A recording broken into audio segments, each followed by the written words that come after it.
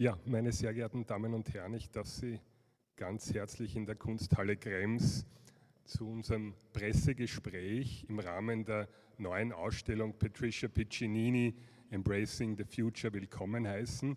Ich darf auch Sie via Livestream ganz herzlich willkommen heißen in der Kunsthalle Krems. Wir werden heute auch die Möglichkeit haben, Patricia Piccinini kennenzulernen, live kennenzulernen. Sie lebt und arbeitet in Melbourne in Australien, konnte leider nicht kommen aufgrund der Corona-Situation. Australien hat einen einjährigen Lockdown, ein Aus- und Einreiseverbot. Aber es freut mich sehr, dass wir heute mit ihr dann sprechen können, und Sie haben auch die Möglichkeit, im Anschluss Fragen an sie zu wenden, und auch per Livestream ist dies dann auch möglich. Sie können sich dann via YouTube einfach im YouTube einloggen, und der Chat-Funktion können Sie dann die Fragen stellen, und wir werden diese Fragen dann auch weiterleiten an die Künstlerin.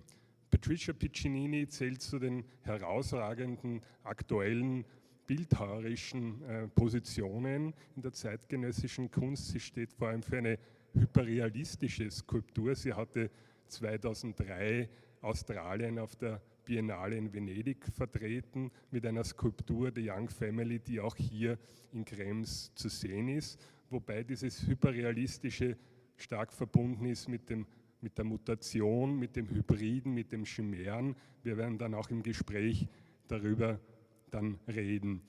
Die Ausstellung ist die erste große monographische Werkschau der Künstlerin in Österreich und auch im deutschsprachigen Raum. Es sind etwa 50 Werke der letzten 20 Jahre hier versammelt. Sie ist eine multimediale Künstlerin, wobei der Schwerpunkt auf der Skulptur liegt, aber wir haben auch eine große Installation, Videoarbeiten und Arbeiten auf Papier in der Ausstellung. Wir zeigen nun einen kleinen Trailer, um einen Eindruck der Ausstellung zu bekommen. Sie haben nachher natürlich auch die Möglichkeit, live vor Ort die Werke der Künstlerin in der Kunsthalle zu sehen. Ich darf mich auch bedanken bei der Künstlerin und auch beim Institut für Kulturaustausch Tübingen, die das Projekt auch unterstützt haben, und natürlich beim ganzen Team der Kunsthalle Krems bzw. der Kunstmeile Krems. Ja, dann darf ich bitten um den Trailer.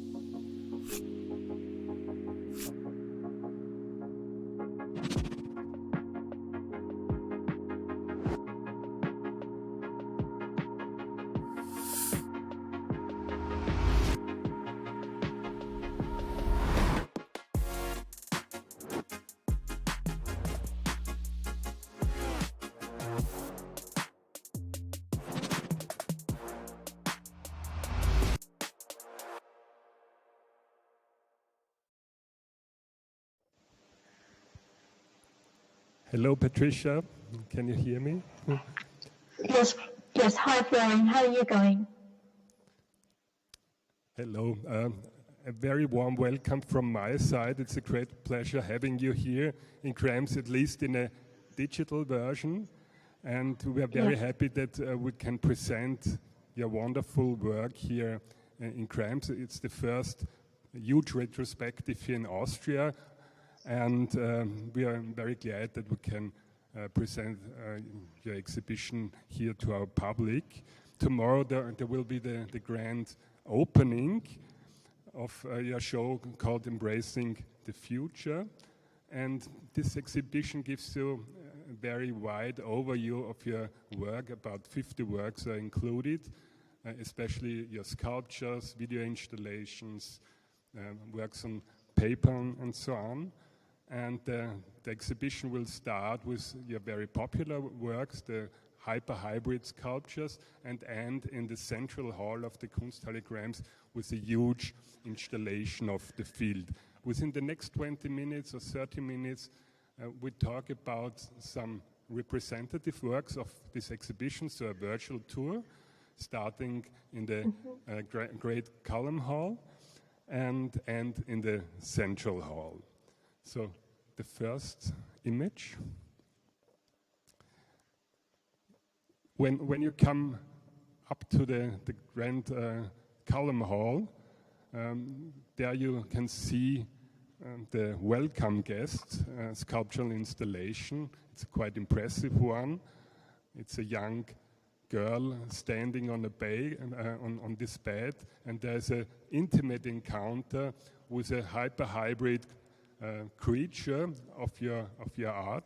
Can you tell us a little bit about the idea behind this work and about the technique? It's so hyper-realistic, and there's also this duality in it. On the one hand, the monstrous, the strange species, and then on the other hand, you have sweetness and a certain intimacy in this work. Well, that work is about our relationship to new nature, to the nature that we might create. And as we can see in that piece, the young girl is happily embracing this new creature that we've never seen before. And she's fine, but we feel slightly uneasy to see her so close to this technological creation. And that kind of reflects our attitude to technology in a way. We're suspicious of it, and we're anxious around it. But she's fine. She's very happy because, in fact, they have a real connection, and you can see it in their eyes and faces. They're just almost lit up. They're alight. And I guess what that work is really talking about is how in nature, the peacock that's also in the work, which is a real creature, the peacock has evolved because nature has selected for beauty. That's why it's reproduced and thrived. And what I'm asking in the work is, can we also select for beauty when we create new creatures? And we are doing it all the time. Can we create just for art's sake, or even for beauty's sake, like the peacock? And I think that most people would say, no, we can't do that. We need to change nature to make our lives better. And so what I'm really asking is, what is a good enough reason to change nature? You had an exhibition here in Austria some years ago. I guess it was in 2013 in Linz at the Ars Electronica. Yeah. And there was a major focus on synthetical biology and genetic engineering. So art and theory is quite a quite important connection in your work. So it's not art as art, it's more a relation to biological qualities. Is this right? And can you tell us a little bit about this exhibition and the reference to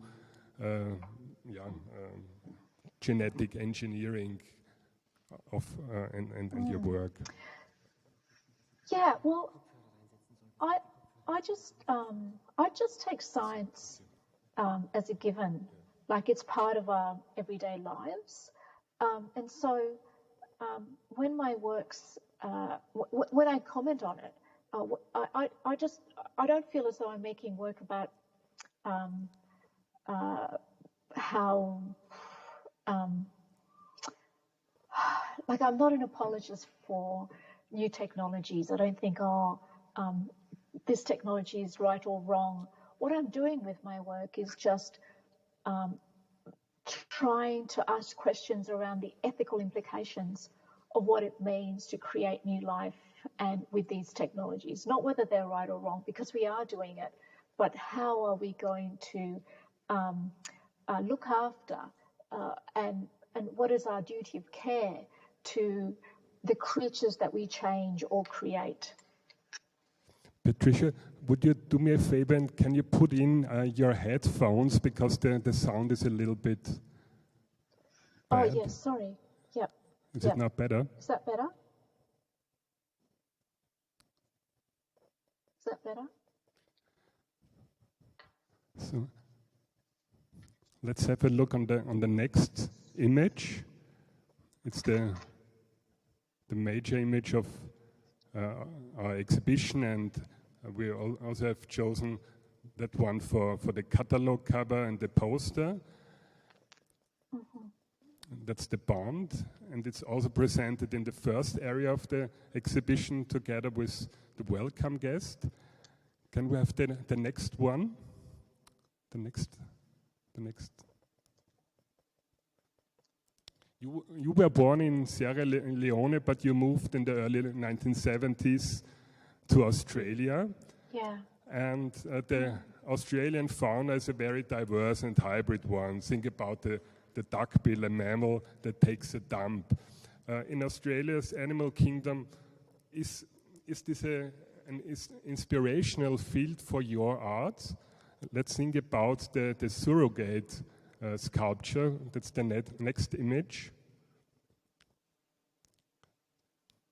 Unfortunately, we don't have the back side because they look like wombat animals. Is there a reference to these animals? Oh, look. Oh, absolutely. I'm vitally interested in my native country's wildlife. And for example, we've got these huge floods in our country right now, as probably as a result of global climate change. And there's lots of wombats and echidnas that are probably drowned in their burrows. Last year we had fires, and so, I don't know, 1 billion animals were burnt to death. So yeah, I'm totally interested in it, and it's inspiring for my work. And so that work, called The Surrogate, is about a particular species which is endangered called the northern hairy-nosed wombat. And there are only about 16 of this species left in Australia. And what it's about is that we really are seduced and are interested in a kind of technological sort of solution to this problem of extinction of this very beautiful and majestic creature that is dying out.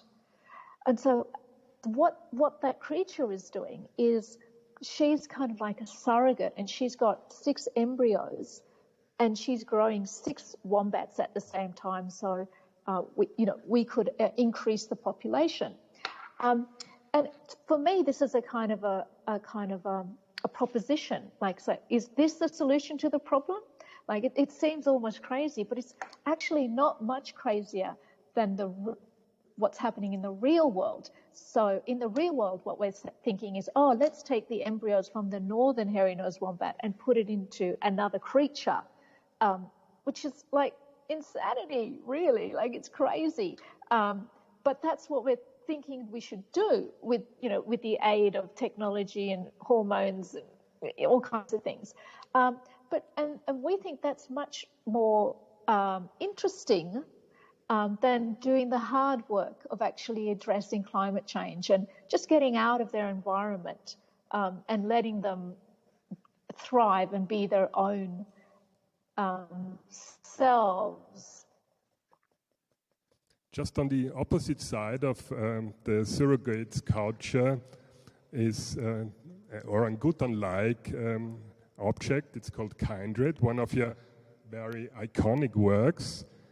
And it's on the one hand, you have the mother that looks like an orangutan, and on the other hand, you have the babies that looks more like human beings. So there's a quite difference, but also mother care and love. Why have you chosen the orangutan species for this work? Because I love orangutans, and I'm a mother, but if I could be the perfect mother, I would be an orangutan mother, because they are such good carers. They show their children, and they look after one child at a time for 6 years. They show them the forest, where to eat, what to eat, when it's ripe. They're such good mothers, and they're also becoming extinct because of palm oil plantations and so on. And so this makes me really, really sad and desperate. And I wanted to make a work because this work, when you look at it, you go, oh, her children are different from her. So one of her children's human, and her second child is a bit more orangutan, and she's quite orangutan. She's a chimera. And you look at them, you go, oh, they're very different from each other. And in fact, they're different from me. But if you spend a lot of time with this work, eventually you come to the realization that this work is not about difference between them or between us and orangutans in the wild. It's about connection, and that she has this fantastic connection with her children. And even though she's incredibly vulnerable, she has this incredible bond with them. And that's really admirable, and it's beautiful to behold.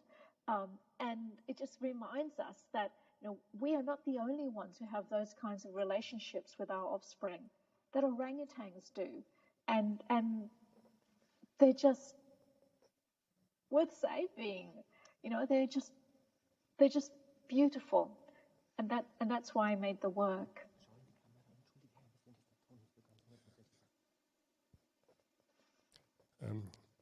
Let's talk about another work block that is presented at the Kunsthalle Krems. These are the cyborg sculptures. Just the next image, please. The next image. It's a fusion of organic biomorphic elements and machines,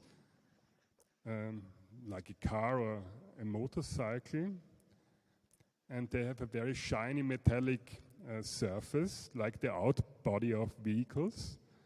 And why have you chosen this item, and is there a certain humanization of the machine? So a crossover of nature and technique. I guess you started with this work block in the late 1990s with baby trucks. So there's also that's right. an emotional quality in the machine. So these works are about looking at that dichotomy between natural and artificial or machine, and looking at that dichotomy and thinking, well, is this relevant anymore? Does this distinction mean much to us? Is it useful? Because it's this kind of distinction where we can separate ourselves from nature and say, oh no, we're the machine age. That lets us think that we are not affected by what happens to nature. And so when I make a work like this, where I show that technology is becoming increasingly natural in our lives, much more natural than, say, an animal. And in fact, we see it as almost like an animal, with a life cycle of an animal. It's sort of bringing these the distinctions into kind of question. And in fact, that's what the other work does that we were talking about before, the chimera work. That work is talking about how nature for us is becoming increasingly technologized, and that's also part of our everyday life. What function has the drawing in your work? Is it a certain disegno, a certain sketch for your sculptural works, or is it a separate media? We have some examples also in the exhibition, also some very nice prints, some etchings. Can you tell us a little bit about the position of drawing in your work? Well, when I went to art school, I studied painting and drawing, and so I'm very interested in those kinds of ways of representing ideas and communicating ideas with people, and the history that goes along with them. And so in this show, I really wanted to show some of my drawings because they quite relate to the sculptures. The drawings are very realistic and the sculptures are quite realistic as well. So there's it makes sense of why they're realistic because that's my style. But they're not my working drawings. So the working drawings I use to make these works are very, very important. And I use just in the creation of them. And they generally end up on the floor, with footprints on them, after we've used them, for months and months to make the works. So they're not working drawings, they're finished drawings. But I wanted them in there because drawing is a really vital part of my practice, and it's part of the process. In the next room of the exhibition, there is the major work, or your most popular work, The Young Family. We present it in a very cool way, like in an operation office space. And there you can see this hyper-hybrid chimera. It looks like a pig, a cow, but also like a human being. And there you have these sweet little babies. And there is a certain empathy between the onlooker and the work. But is there also a biotechnological element in this work? Like that these creatures can support us with their organs? Yeah, well, I made that in 2003, and at the time we were talking about the idea of growing human organs in other species. That's called xenotransplantation, and at the time it was just an idea. But last year we actually did grow a chimera, which is a human pig chimera, with a view to being able to grow replacement organs in that creature. So it's not really science fiction, like it's reality. At the 20 years ago, it felt like, oh, it's just a story, but actually now it's like, oh yeah, this is actually the world we live in, and for better or worse, there are lots of decisions that need to be made around it. And that's the point of the work, that we think we can make rational decisions about how we treat other animals, that we create to make our lives better or more comfortable. But actually, that's impossible. We're never going to be rational. There's always going to be an emotional situation. And that's why this work is a very emotional work. And the emotion comes in because as a viewer, we look at them and we go, oh, I can empathize with this mother. She's feeding them, looking after them in the same way that I was fed or I was looked after. And she's thinking about them in the same way that my mother has thought about me. Like my mother cares what's going to happen to me, except she's thinking, what's going to happen to my children? And, when are they going to be sacrificed for humankind? And actually the real backbone of this work is the idea, or the question rather, would you sacrifice her children to save your own children? And that is not a simple, rational question. That's laden with emotions. Yeah.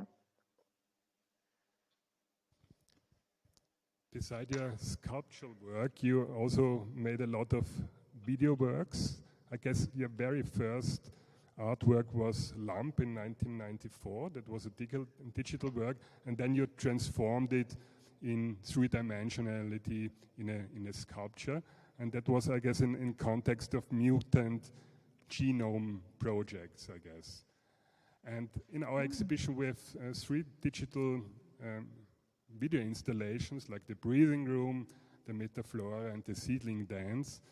And let's have a look on the next image. That's one example of the Metaflora video. And there you digitally create some hyper-hybrid plants that are a mixture of animal-like elements and and they really look very monstrous, and they are growing. And there is also a relationship to the installation in the last room, the field, where you also have this field of plants with a similar quality of these monstrous elements. Can you tell us a little bit about the digital element in your work, and afterward, finally, we will talk about the field. The digital element in my work, yeah, I mean,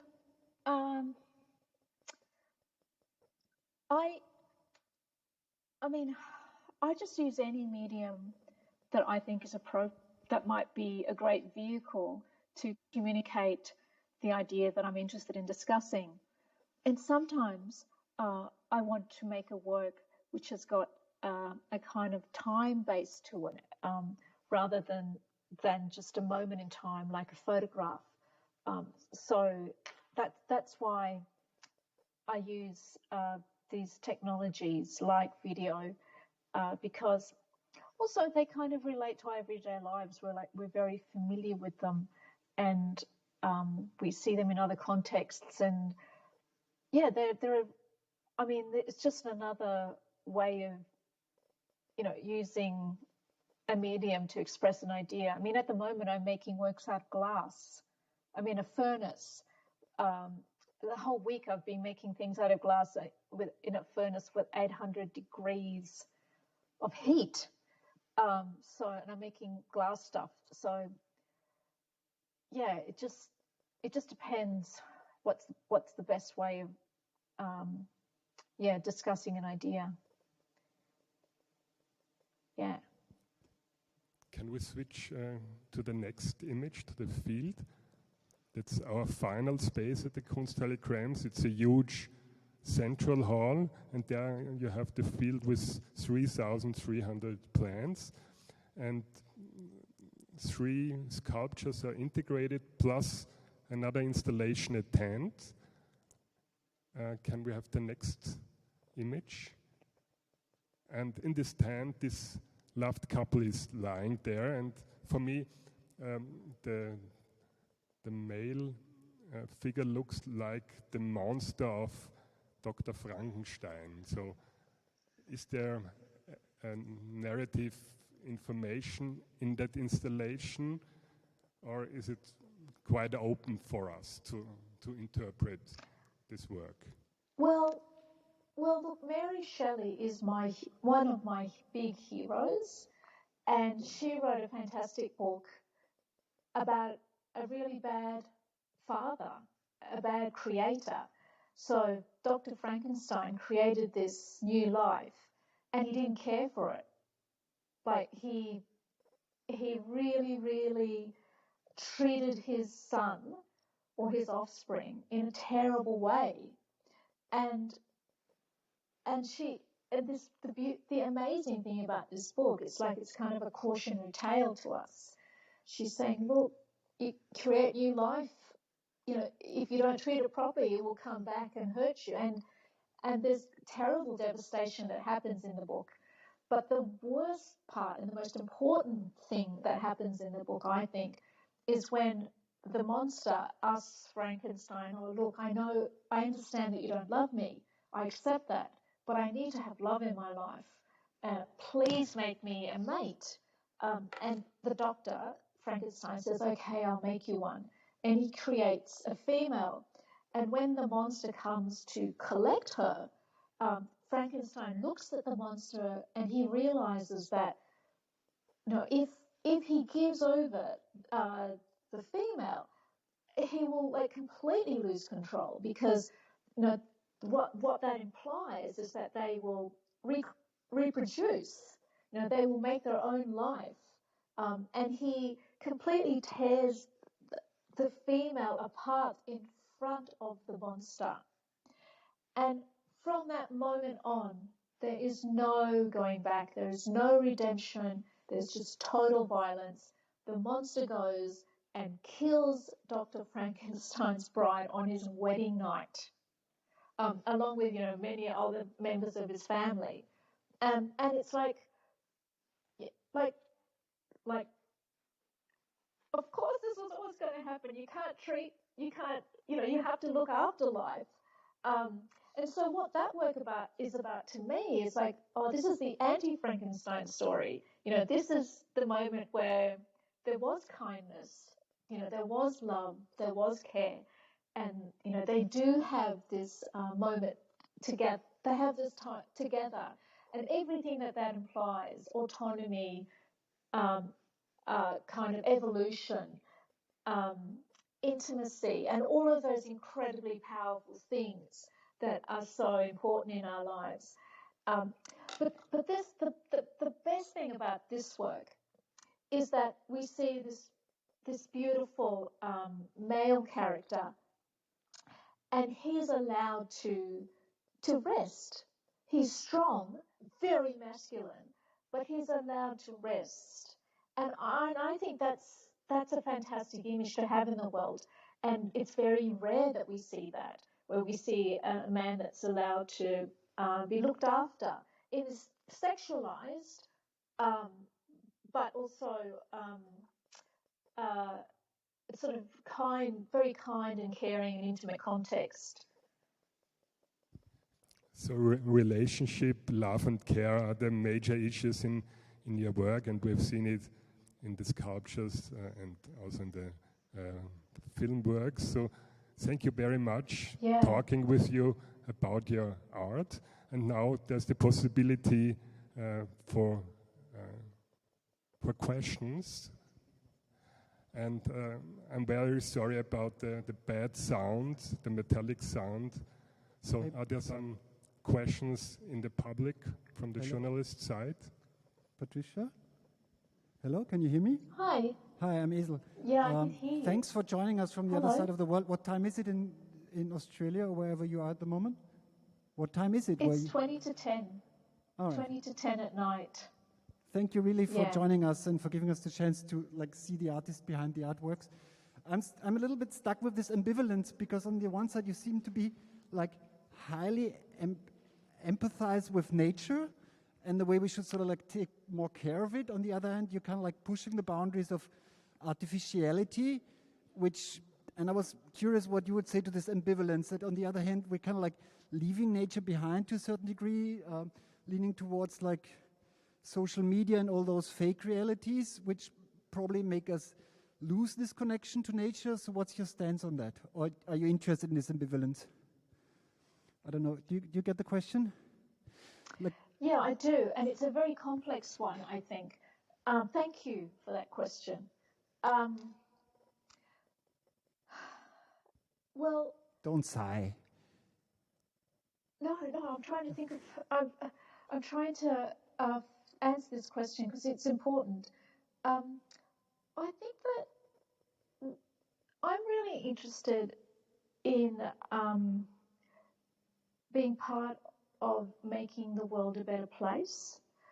And I think that one of the things that's really problematic about the time that we live in today is the way, and the reason why we can destroy nature around us is because our definition of what nature is kind of outdated, and it doesn't take into account the reality of how most people live their lives. And I think that technology is not the opposite of nature, and it's part of our everyday reality, and so it's you know, it could be part of the solution. And in fact, hi, hello, this is my daughter. Sorry. Sorry, she's just come home. I love you. Hi. And in fact, one of the things that I'm also interested in doing with my work is trying to figure out our relationship to difference and how, like sometimes, like that's why my work has got this duality that I think you're picking up on. Like you look at something, one of the works, and you think, oh, that's so different. I don't like it. It's too new. But then you can kind of get pulled in and go, oh, but I can sort of imagine what it would be like, you know, to be in that situation, like, you know, to be that mother or to be that lover. And so you're pulled in. And so inside of you, you're thinking, oh, do I love this or do I hate it? Do I love this or do I hate it?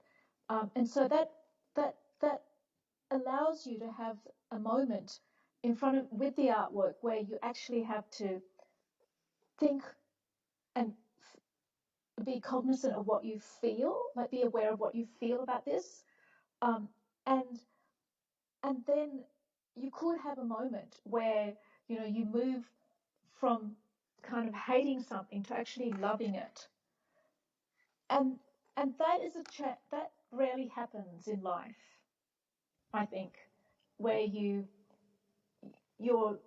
sort of scared or fearful or distrustful of something, and then you come closer to it and you kind of learn to trust it and open up to it. And I think that's what I'm trying to do with my work. May I follow up with two other topics related? One is, of course, your stance towards artificial intelligence and also like the empathy we might develop towards like artificial lovers, like hinted at in certain, like this Her movie, for instance, compared to also like algorithms and their mainly commercial and even like democracy destroying results that they're having at the moment. I imagine that you have a stance on that too, for whatever reason. I think that's one of the topics you might be dealing with too. Well, like many scientists, I'm also quite interested in and wary of artificial intelligence. Yeah, I'm pretty anxious around, you know, the idea of letting go of our control, and that is also, you know, that sort of ties into how we define nature and artifice. So nature is something that we can't control, and artifice is something that we can control. But in my work, often what I am saying is that we actually can't control artifice or the artificial. That's just a kind of dream. You know, that's not how it is. And so why do we think that? And it's kind of looking at those dualities and questioning them. Yeah. Yeah, thank you for that. And there's one more thing. There's this one creature, we haven't seen the exhibition yet, but in one of the press pictures, there's one creature that looks a lot like Donald Trump. Is that just my sort of being preoccupied with him? Or that's the last topic I'm going to drop on you, then I'll leave you in peace. Like, what's your stance on this result of algorithms? That's the one that looks a bit like a beaver. The one that's the beaver one. Yeah. Like the blonde one. Like, I don't know about Harper, I haven't seen it only on pictures so far. Yeah, he's on the ground, the beaver. He hasn't got orange hair, he's got brown hair, but yeah, he could. I think you might be projecting, but that might be interesting.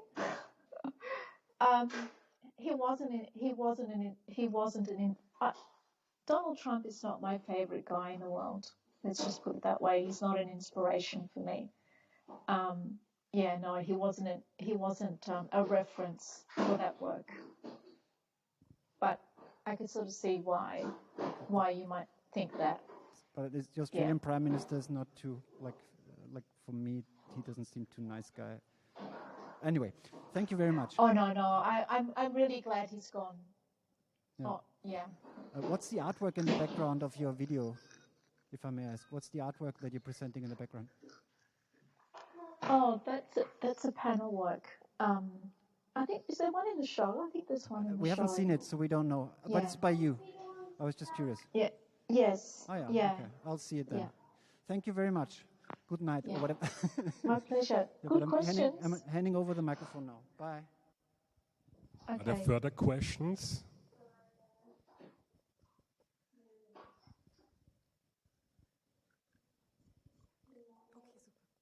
Hi, my name is Teresa. My question is, at least when I look at your sculptures and at your work, my first reaction is kind of shock, and I'm like, oh wow, what's this? And then when you look at the emotions in the faces of your figures, you see like all these nice and warm emotions. What would be the case? When would you be happy after we all go through the exhibition? What do you want the people to feel like after they've seen your work? So your question is, your question is what I would hope a viewer would take away from this exhibition. Well, I hope that they experience moments where they are surprised, confronted, challenged, sort of scared even, and yet they've overcome that and they've tuned into this work and thought about the kind of ethical implications that this work suggests, and perhaps have grown closer and opened up to something that they may not have done in everyday lives because they haven't had the time or the context, so they've opened their hearts to the idea that other animals are being used, created, used, treated in ways that may not be that are not fantastic for them, just for our benefit and what that means to us. So yeah, I hope they go on a long journey from kind of being suspicious to being open to new ideas around our relationship and responsibility to other animals, especially animals that are created and changed for our benefit. Ja, thank you. Sie haben nun die Möglichkeit, die Ausstellung in der Kunsthalle Krems Embracing the Future Patricia Piccinini zu sehen und die Werke, die Skulpturen auch live zu sehen. Patricia, thank you very much for joining us. It was a great pleasure having you here, talking about your work, and hopefully we can meet each other soon live, in person, in Europe or elsewhere. In one of the forthcoming exhibitions. We're really happy to have your works here, and I'm sure that the visitors will love your work. Thank you so much. Thank you, and all the best to Melbourne. Thanks for having me. And see you soon.